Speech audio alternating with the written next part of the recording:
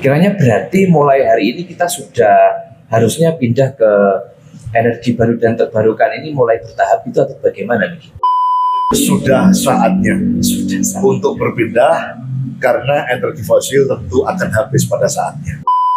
Energi terbarukan kalau kemudian menjadi bagian daripada impi dan kenyataan akan kemudian mensejahterakan.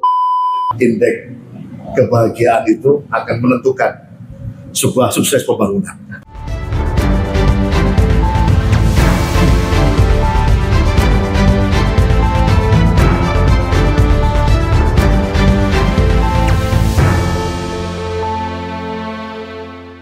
Assalamualaikum warahmatullahi wabarakatuh. Teman-teman semuanya, saat ini kita sedang menghadapi tantangan yang besar, yaitu utamanya bagaimana cara kita memastikan kebutuhan sumber daya alam sampai anak cucu kita ini dapat dipenuhi dengan cara yang ramah lingkungan. Tentunya di wilayah Jawa Timur ini kita memiliki banyak sumber daya alam yang bisa menghasilkan energi terbarukan, energi baru dan terbarukan. Namun dalam pelaksanaannya kita masih banyak sekali belum memiliki cara yang mengerti dalam hal untuk pemanfaatan dari sumber daya alam untuk menghasilkan energi yang baru dan terbarukan. Nah, pada kesempatan kali ini ABTV in Podcast hadir di tengah-tengah teman semuanya, tidak hanya sekedar bicara, tapi lebih dekat, lebih paham. Kita juga bersama pemateri yang luar biasa yang tentunya akan bisa mengedukasi kita berkaitan dengan sumber daya alam yang menghasilkan energi baru dan terbarukan. Nah, di depan saya sudah hadir Wakil Ketua Komisi D DPRD Jawa Timur, panjenenganipun Haji Ahmad Tamim SHI MH atau lebih terkenal dengan Gus Tamim. Assalamualaikum Gus. Waalaikumsalam warahmatullahi wabarakatuh. Sehat ya? Sehat ya? Alhamdulillah fit. Alhamdulillah fit. Harus semangat nih. Sudah ditunggu teman-teman yang ada di rumah. Nah, ini kesempatan kali ini kita berbicara tentang sumber daya alam, utamanya kita di wilayah Jawa Timur ini. Nah, untuk mengawali ini, kiranya seberapa penting sih energi terbarukan yang ada di Jawa Timur ini, khususnya yang bisa dimanfaatkan untuk warga masyarakat Jawa Timur? Terima kasih para pendengar masyarakat Jawa Timur dimanapun saja berada.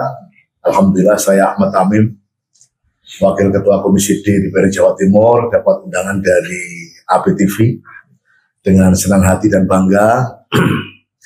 Diskusi ini sangat menarik karena bicara masa depan. Betul. Tentu bicara masa depan harus kita mulai dari masa saat ini, masa sekarang. Apalagi bicara soal energi. Bicara soal energi fosil, energi yang pada akhirnya pasti akan habis.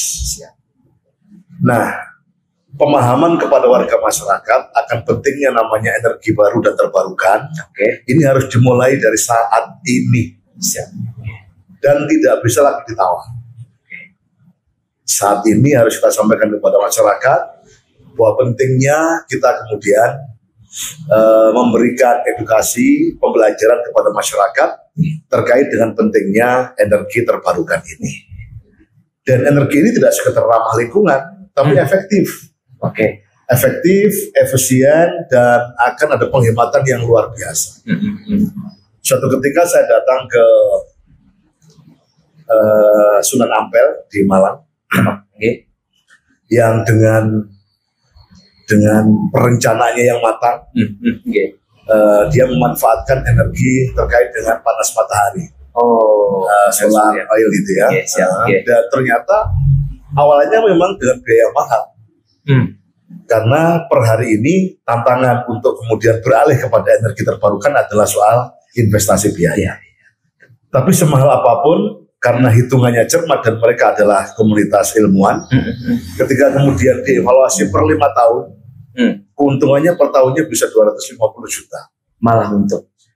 Artinya dengan investasi yang 5 tahun itu, kalau per tahunnya dapat seperti itu, maka sekali kita investasi, maka dipastikan sebenarnya pengembangan investasi selanjutnya sudah menjadi bagian dari penghematan tadi itu secara rasional. Intinya, ayo kita bicara tentang energi baru dan terbarukan.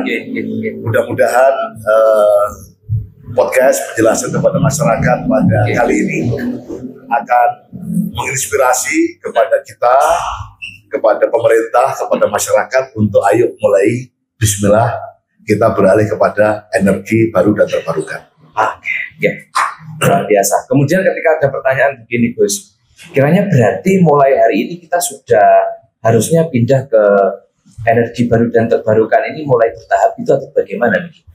Ya tentu sesuai dengan kemampuan, karena pemerintah belum melakukan gerakan untuk beralih ke sana.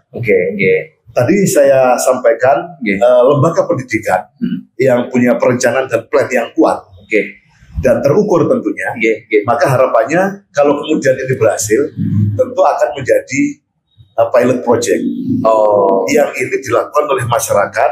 Tentu kepercayaan publik akan lebih ketimbang kemudian pemerintah mengkampanyekan, bahkan mungkin sekedar memaksa kepada masyarakat.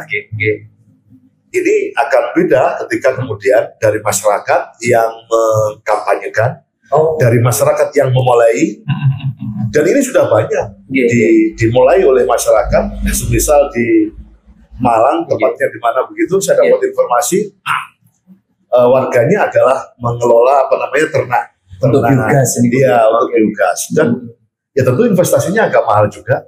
Tapi ketika kemudian dihitung dengan membeli 3 kg LPG yang itu adalah mungkin satu rumah 1 kg, 3 kg per kaleng, maka dengan investasi akan terjawab dalam waktu sekian bulan.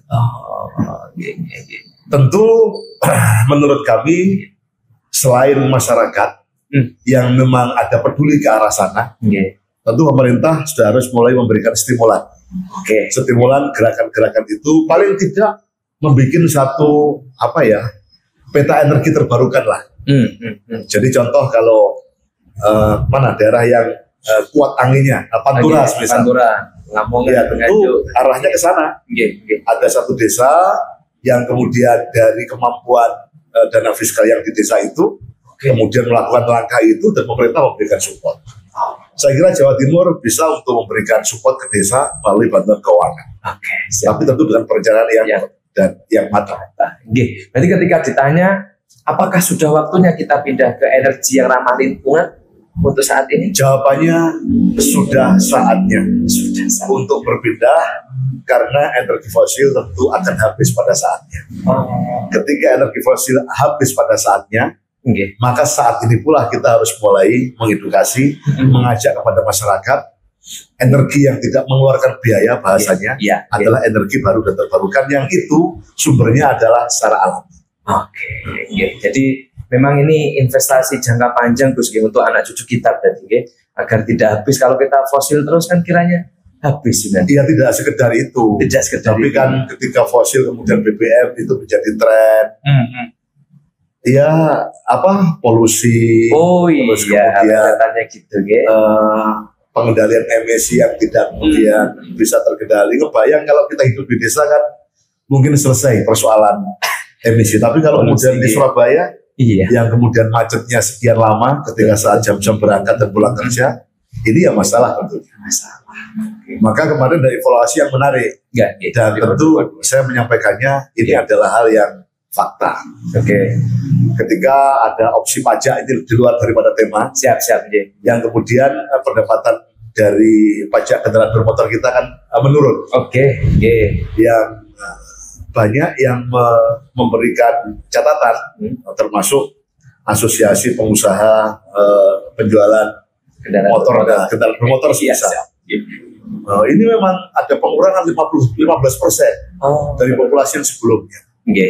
Nah, kemudian menurut saya yang agak rasional adalah ini kan menjamurnya sepeda motor listrik gitu, mengarah ke situ. Yang tentu ketika bicara sepeda motor listrik atau sepeda listrik, ya tentu tidak berakibat pajak. Menurut kami, relakanlah negara ini walaupun pendapatan pajaknya berkurang, tetapi pendapatan atas nama warga negara kemudian bertambah. Ini harus ikhlas kita. Justru malah kemudian kalau pendapatan itu langsung masuk kepada kantong pribadi-pribadi warga kan malah untung buat negara. Karena nilai tukar juga akan bertambah, akan meningkat. Satu sisi pajak kita menurun, tidak masalah, tapi penghasilan rakyat kemudian bertambah. Wah, ini pemikiran jenengan ini luar biasa. Ya saya kira kepala daerah semuanya sudah harus mengarah ke sana. Karena kalau bicara PKB atau pajak kendaraan bermotor ini kan yang akan berdampak adalah kabupaten dan kota yang besar. Karena per 2025 ini dari option pajak itu 70% hasil option pajak itu kan diberikan kepada kabupaten kota. Provinsi per 2025 hanya mengelola 30%. Tetapi sekali lagi ketika masyarakat sudah mulai berpindah kepada moda yang ramah lingkungan, semisal tadi itu ada sepeda listrik, ada sepeda motor listrik, saya kira tidak berarti pendapatan pajak kita berkurang, tetapi bahwa akan beralih kepada pendapatan warga yang kemudian bertambah karena ada efisiensi tadi. Berarti ini nanti pemanfaatkan juga ini larinya ke energi baru dan terbarukan, kaitan listrik, tenaga surya dan lain sebagainya. Lingkungan juga bisa. Wah, ini luar biasa. Kemudian kita sedikit kembali. Kalau menurut panjenengan, analisa panjenengan, per hari ini itu ketergantungan kita kepada energi yang fosil yang lama BBM itu masih sangat besar untuk pindah ke masyarakat yang saya banggakan. Soal ketergantungan tidak ada sebenarnya. Tidak ada. Kita ini kan tergantung bahasa Jawanya adalah kulinani. Karena kita tidak terbiasa dengan persiapan yang matang. Sehingga ketika kita masuk kantor katakan bekerja jam 7, kita bangun jam 6.30 atau kita mulai mempersiapkan untuk berangkat kantor jam 6.30. Ya sehingga tentu yang efektif adalah ketika kita starter sepeda motor kemudian jalan. Tapi ketika kita bicara semisal belum sampai pada energi yang alami katakan listrik semisal. Ketika mobil kita, motor kita kemudian beralih kepada energi listrik, ya tentu harus kita persiapkan malam harinya charge. Harus kemudian terpenuhi energinya, charge. Artinya budaya tertib ini sebenarnya kalau kemudian menjadi bagian tak terpisahkan dari rencana kegiatan setiap individu, maka tidak ada kata yang namanya ketergantungan tadi itu. Semua akan terbiasa jadi Berarti karena ini belum terbiasa Gus terkait dengan penggunaan yang ini baru terbarukan ini, jadi butuh pembiasaan dan perjalanan mengawali edukasi harus kita mulai. Karena budaya tertib itu harus kita mulai dari diri kita sendiri. Tidak mungkin kemudian budaya tertib itu diregulasikan dengan denda. Ya mungkin mengawalinya tetapi pada akhirnya tidak mungkin yang namanya tertib itu kemudian harus tergantung sama regulasi, sama aturan dan kemudian denda dan sanksi, tidak mungkin. Maka jauh hari ketika tadi pertanyaannya adalah statementnya adalah energi fosil pada akhirnya pasti akan habis. Maka pada saat ini juga kita harus mulai bicara, mengedukasi, mengajak negara memfasilitasi masuk kepada energi baru dan terbarukan. Wah, jadi ini luar biasa, pemirsa juga kita harus edukasi semuanya guys. Nah ini kalau berkaitan lanjut ke energi baru terbarukan di wilayah Jawa Timur kan luas sekali tadi. Menurut panjenengan di wilayah mana yang mungkin bisa ini menghasilkan banyak energi baru terbarukan ini dengan berbagai macam komponennya yang bisa dimanfaatkan? Kalau bicara dimulai dari mana dan daerah mana yang punya potensi, menurut saya kehadiran pemerintah adalah yang paling urgen dan menentukan. Jadi semisal ketika carut marut terkait dengan moda transportasi, carut marut sekali. Bahkan kemudian pengusaha undur diri. Ya karena bangkrut, penurun. Satu sisi yang namanya driver dan kondekturnya harus toran, harus dikejar tayang, dikejar waktu. Tapi di satu sisi penumpangnya juga terbatas, bahkan cenderung untuk menyusut. Kenapa? Karena tidak ada kepastian waktu. Kalau saya pakai moda transportasi A, kapan saya berangkat, tibanya kapan? Ini jangan bicara kapan kita berangkat, tibanya kapan. Mobilnya kadang-kadang juga tidak ada. Dan ketika Jawa Timur memulai dengan model itu, ada Transjatim, yang kita berlakukan namanya subsidi, sehingga ada kepastian kapan berangkat, kapan kemudian sampai. Hari ini Trans Jawa Timur menjadi moda andalan rakyat Jawa Timur. Artinya lebih dari 60% yang sudah ada jalur Transjatimnya, pelan-pelan masyarakat berpindah kepada angkutan publik. Maksud saya, semisal kalau di desa tentu bicara mobil yang kemudian menggunakan listrik, di mana beban listriknya harus sekian ribu, tentu ini juga tidak mudah.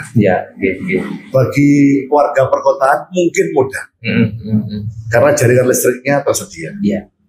Tapi bagi masyarakat desa, kalau tidak ada subsidi yang mengarah ke sana, tentu mereka tidak akan mungkin.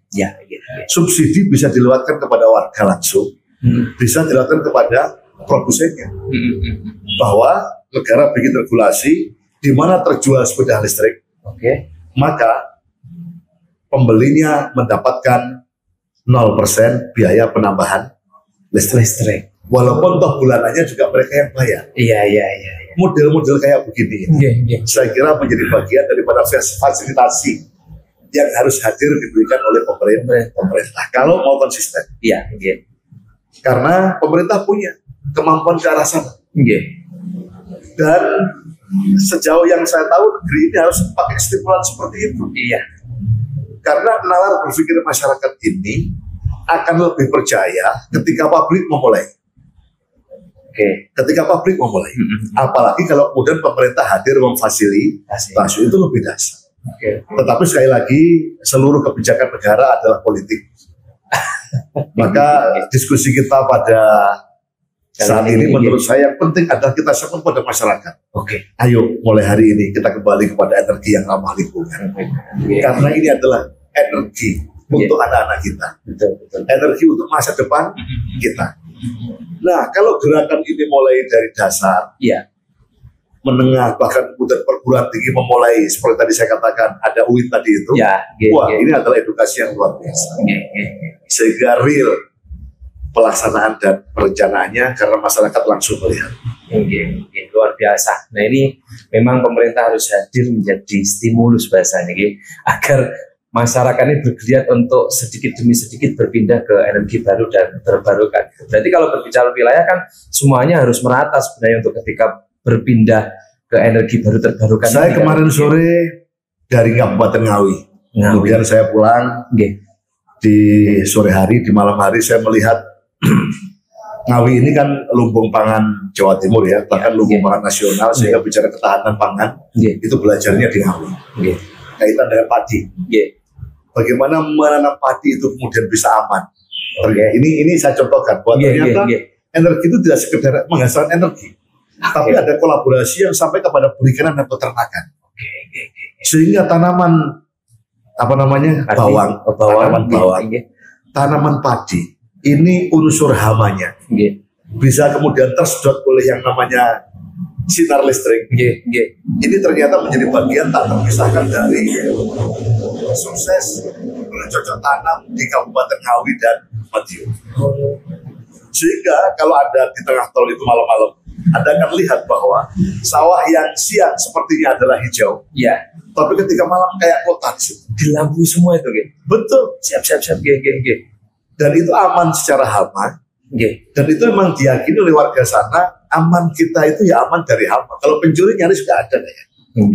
Nah, kalau kemudian setiap petani yang mengelola katakan sekian luas tanah, kemudian pemerintah hadir dengan menyiapkan energi matahari dari panel surya itu. Nah, itu kita bisa mencerahkan petani lah, luar biasa.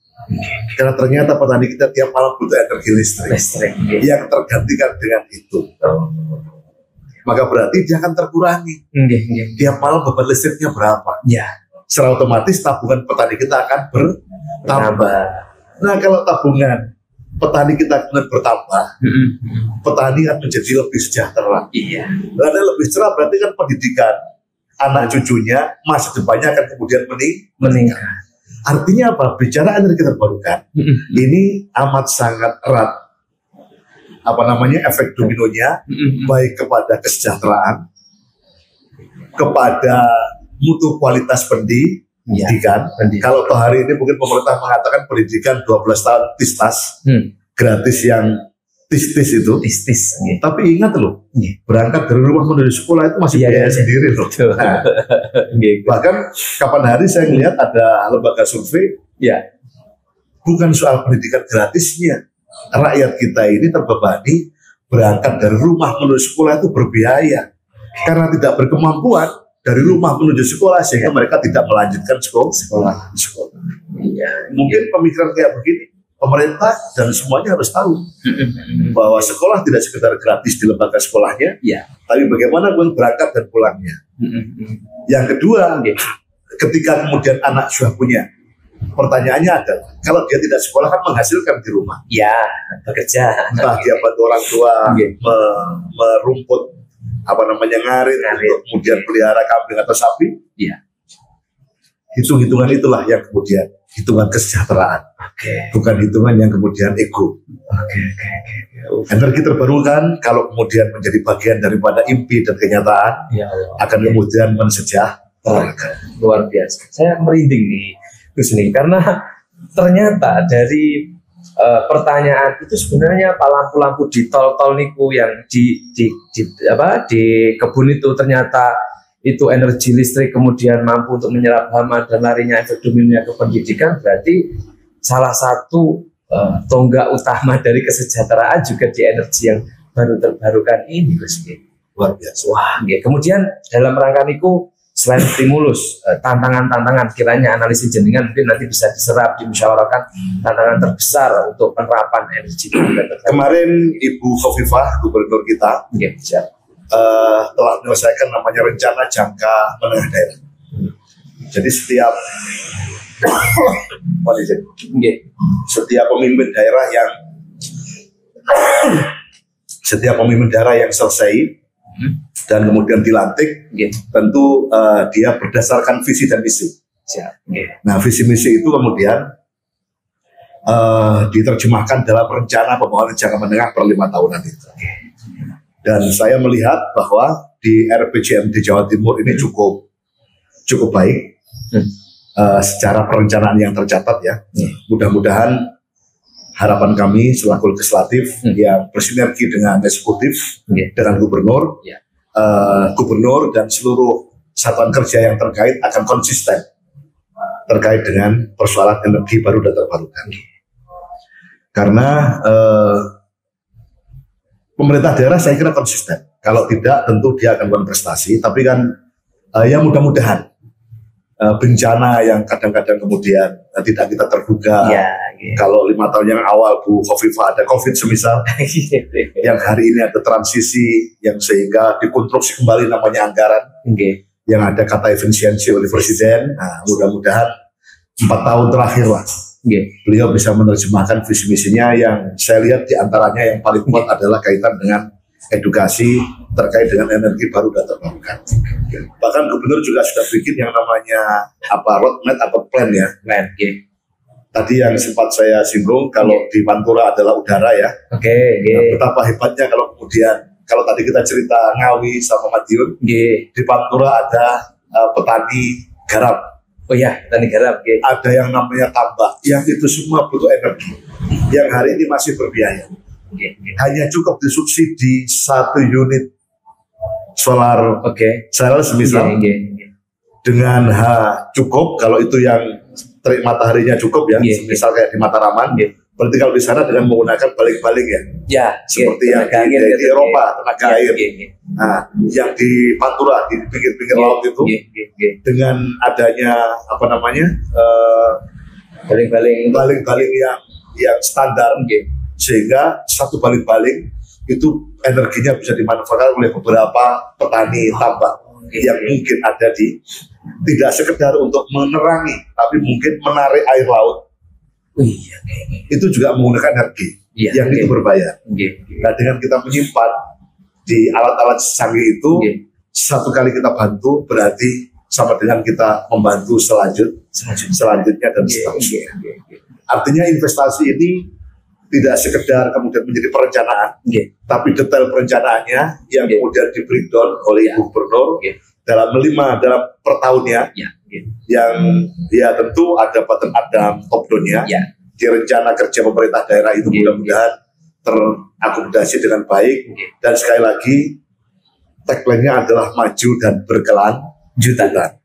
Sama juga kita ngomong soal energi hari ini.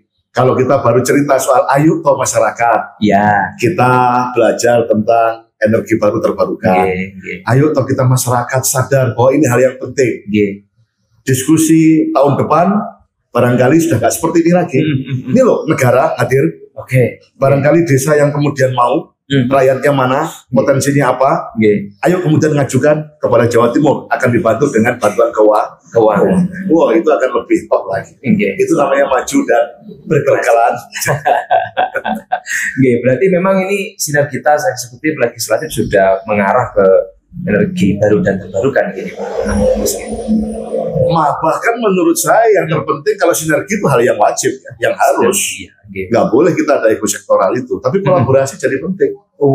Kenapa saya katakan kolaborasi penting? Yang paling mudah dan yang cepat viral itu ketika rakyat yang memulai. Negara hadir memfasilitasi. Udahlah, berapapun rupiah dikeluarkan oleh negara. Kalau negara memaksa, nggak bakal jadi. Percayalah. Tapi kalau kemudian rakyat punya kreatif dan inovasi, tapi jangan lupa negara harus hadir memberikan stimulan. Wah, ini viralnya luar biasa. Ngomongnya viralnya luar biasa. Karena hari ini ya butuh viral itu untuk membumikan sesuatu yang tapi viralnya kalau tidak kemudian continue, viral yang sesaat, terus kemudian negara juga hanya butuh viral, ya nggak boleh dong. Betul. Negara harus hadir dalam bentuk real program. Berkelanjutan itu yang penting. Berarti untuk hari ini apa langkah yang konkret? Masih kita perencanaan atau sudah mulai ada stimulus, atau kita nunggu ini kan dari podcastnya, kemudian dari masyarakat, kemudian bottom up lah bahasanya, atau bagaimana nih kita? Jawa Timur sinergi kolaborasi dengan kabupaten kota tentang energi baru dan terbarukan. Kabupaten kota sinergi dengan desa dan kelurahan. Jawa Timur sinergi dengan seluruh perguruan tinggi. Karena secara akademis kajian penelitian yang bisa dipertanggungjawabkan adalah ya tentu pendidikan yang berkompeten. UNER, Brawijaya, ITS mungkin.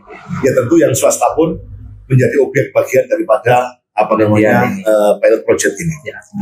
Sehingga segera buktikan bahwa bila perlu di tahun 2025 akhir ini kan di provinsi sedang ada percepatan namanya PAPBD, perubahan anggaran pendapatan belanja yang dipercepat, dan percepatannya instruksi dari kementerian, sehingga provinsi manapun, kabupaten manapun melakukan hal yang sama.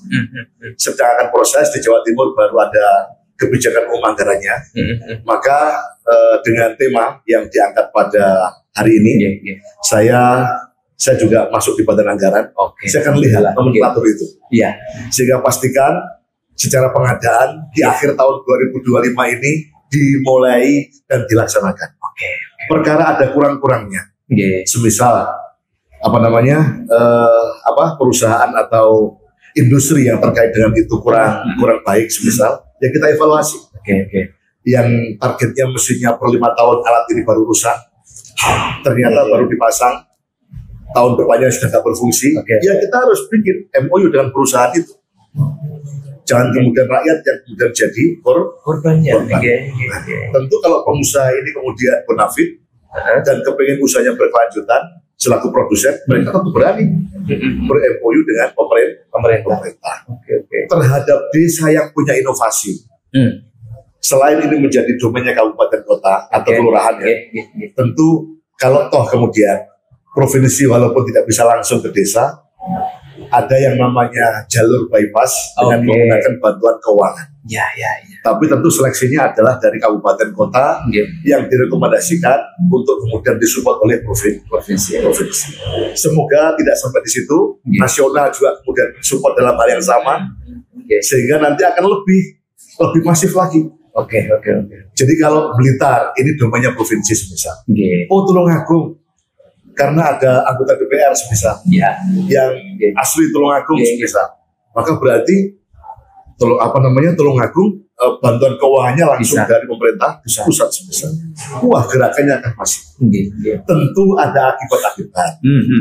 Akibat-akibat itulah yang kemudian pelan-pelan kita sadarkan. Kemarin bicara soal koperasi merah putih. Para tengkulak, para pedagang. Ini kan mau menghancurkan kami, Pak Kami. Tidak sama sekali. Tidak boleh negara ini hadir, memberi stimulan, membantu, kemudian merugikan masyarakat atau warga yang semua harus diakomodasi. Saya kira itu.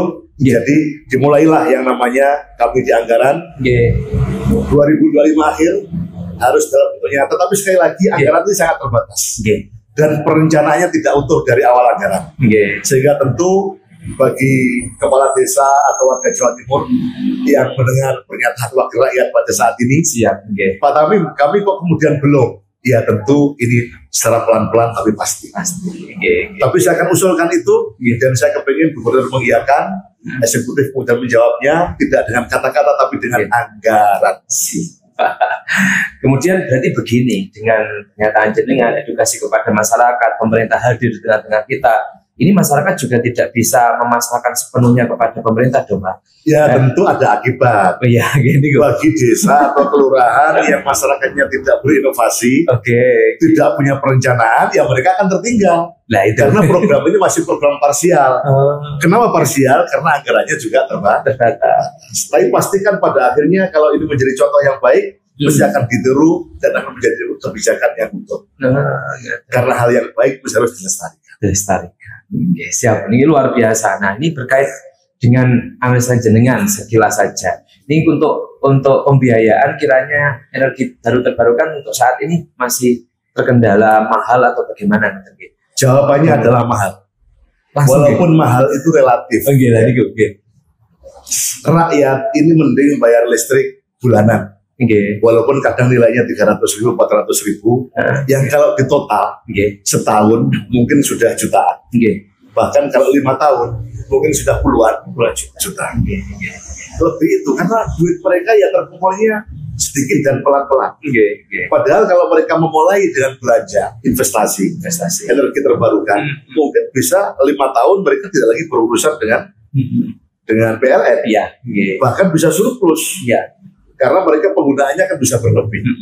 Dan energi ini, tapi kadang-kadang kan berpikirnya begini, ada kandung kok tubuh itu baik, ternyata 3 bulan sudah rusak. Nah, jaminan bahwa mereka berkelanjutan ini negara yang jamin. Sehingga setiap produsen alat yang masuk ke negeri ini atau yang ke Jawa Timur lah, lebih spesifiknya mungkin di Kabupaten Blitar, ini ya negara harus bertanggung jawab. Jangan kemudian produsen yang asal pasang dan asal bisa.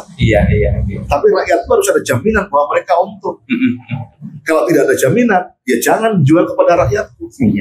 Ya tentu harus ada kata itu. Nah, yang mampu menerjemahkan regulasi, aturan terkait dengan itu adalah hadirnya negara.